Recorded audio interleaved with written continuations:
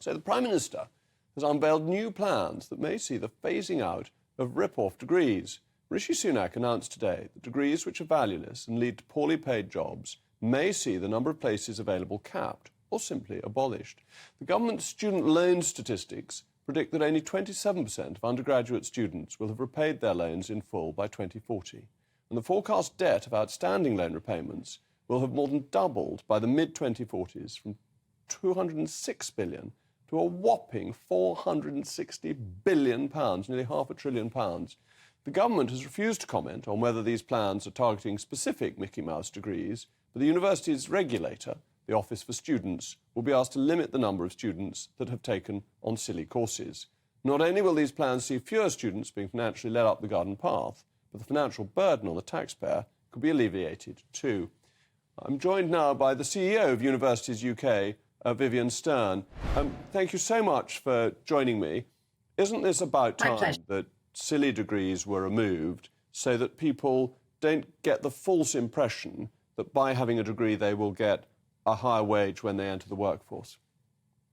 We're not talking about silly degrees. We've got a regulatory system that upholds quality in the higher education system, that monitors a number of key metrics, and those include the proportion of students who continue, the proportion who complete, and what happens to them post-graduation.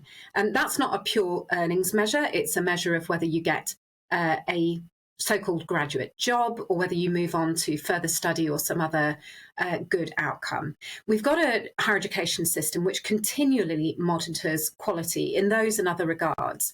And the regulatory system is there as a backstop to make sure that if universities aren't effective in removing quality or provision that falls below benchmarks, that they can step in. And what the government has done today is re-announce something that is already in the regulatory framework to allow our regulator in England to impose recruitment limits on courses that fall below those thresholds. So it's been spun up as a big new thing, but in fact, it's re-announcing something that's already there. But it's very important that it actually happens, because it's very unfair, isn't it, on students that they should take out significant loans and then find that they're doing a degree that's worthless, that it's essentially, if it were in financial services, it would be mis-selling.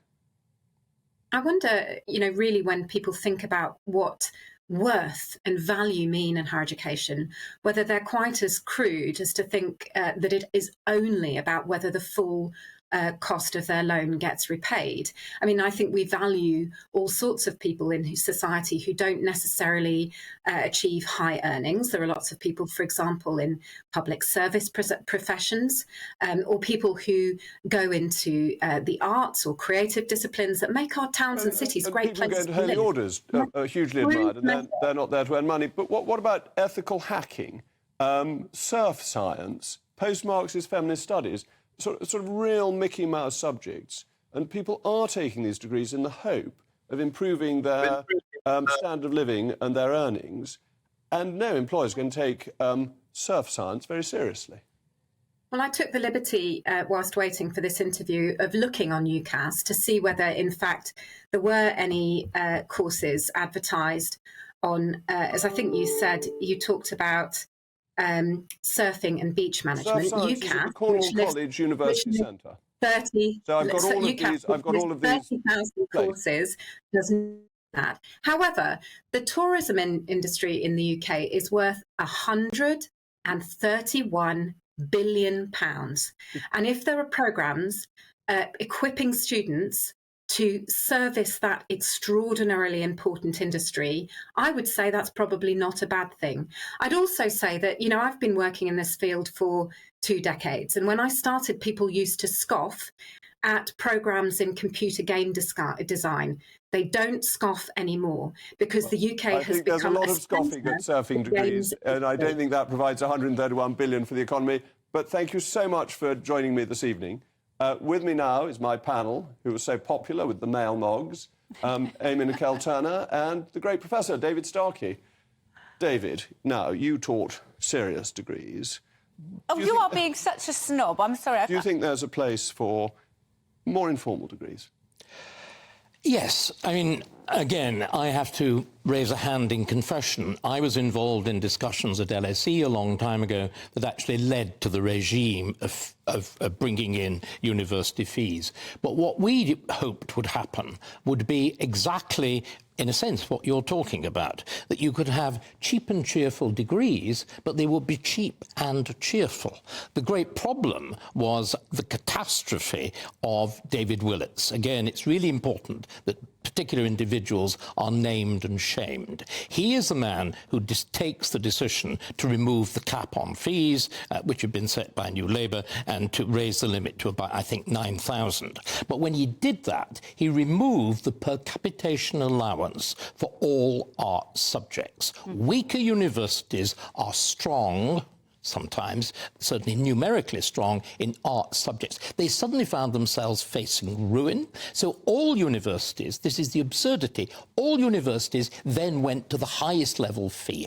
If we'd done what I'd hoped we would do and have a sharp differentiation of fees, then this would be perfectly acceptable. But you see, we've made as usual in Britain, we've made every single error we could make.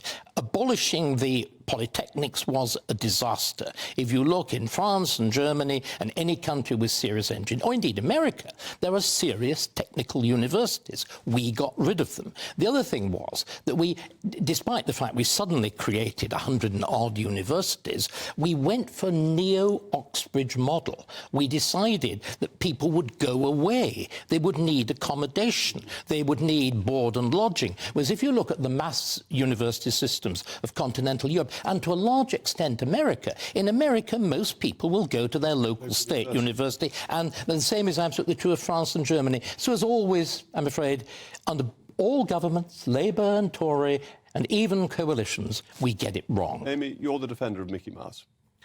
I really draw issue at this whole Mickey Mouse subject. I don't think there is... Mickey Mouse is very profitable, is the The very fact that you're studying a degree. So when you go for a job, and degrees do still increase your chances of getting a job, so they just do. They say, have you got a degree? And they're not as interested in the subject. They're interested in the actual process that is involved in getting a degree and the discipline that you need. And the discipline involved, in certain sectors, maybe not in your snobby areas of elitism, but in general life. No, I'm sorry.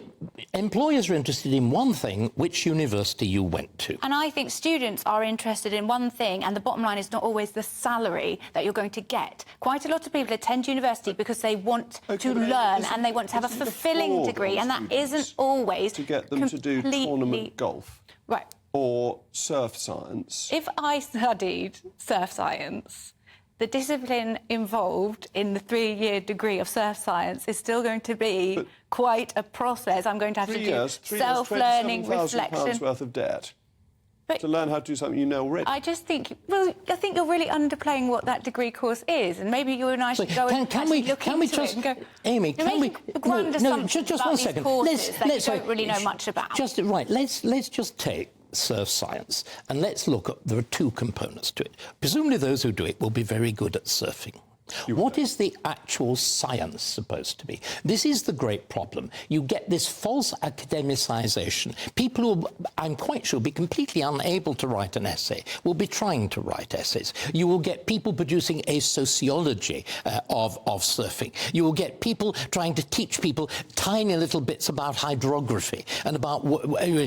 In other words, it will be pseudo-academic. And the pseudo-academic is, I think... I think the thing... I'm sure you believe in pseudo, but if you actually look at what's gone wrong with our education, with Michael Gove being particularly responsible, virtually every subject has become pseudo-academic. So if we talk about, silly courses, so if we take Boris Johnson, he studied classics and Greek, and he's not very good at Greek now, but he's got the job of running the country. There's a lot of elitism in selecting degrees, and if we further eliminate the chances of people... Would you define what elitism means? I understand elitism No, just once again. Let's try. It's a really good thing in debate if everybody tries to understand the terms. You use elitism as a kind of boom, horrible. I use elitism to mean the best. Don't you think... I use it to describe people that didn't need student loans to be there. So if you take a degree like History of Art, which would be considered a Mickey Mouse degree to a lot of people, you will still get people who did not need student loans because they have the backing of their family and they will still take that degree. Please, so the industry will become more and more selective in the fact that you don't have financial backing. Because you were saying it was, what we were saying about academic excellence was snobby. I'd put the other way around, that requiring a degree for every job is snobby. That actually, and it's silly. We've discovered with the police and with nursing that you don't need degrees for lots of jobs where they have started... Again, they are prime examples of... Because I would like everyone to have that opportunity, because university isn't just about the degree, it's about the experience. And what a fantastic experience. All three of us went to university, and now we're declining other people get the opportunity. My brilliant panel, and more... To a product of a Mickey Mouse degree. You don't even know what degree I did. It's obvious. What degree do you think I did? Coming up is Pride of Virtue.